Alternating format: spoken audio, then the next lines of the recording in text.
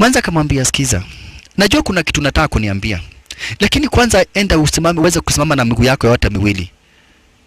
Ukiwacha kutingiza miguu, ukuje niambie chenye unataka. Na akango.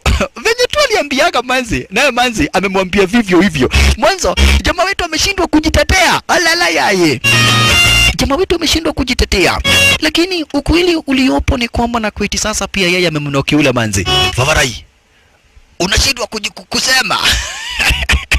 Yaani wewe kila kitu umekonka huko mtaani, lakini kuambia Manzi tu hapa basi umemnoki, umeshindwa. Namna gani? Lakini jamaa wetu pia yeye hapa basi ako in love already. Ala. Walala yaye. He is already in love. Already hapa basi bila shaka para shampenda yule Manzi. Already ashamnoki. Cheki ako.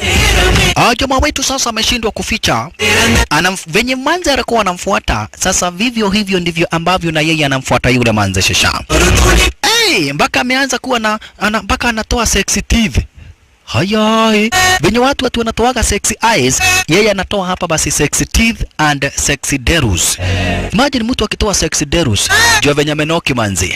Walala yaye. Akawa anamfuata basi sara kama hiyo. Manzi sasa amejazika. Mwanzo kabisa hapa basi amepatana na mtu akampenda, na hivi ndivyo alikuwa anataka we.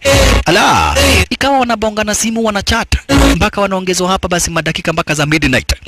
Sasa ikawa jamaa wetu wakati mwingine anaenda kuua mtu, Manzi anapita. Yeye anakuwa anafikiria tu mambo kuhusu mapenzi.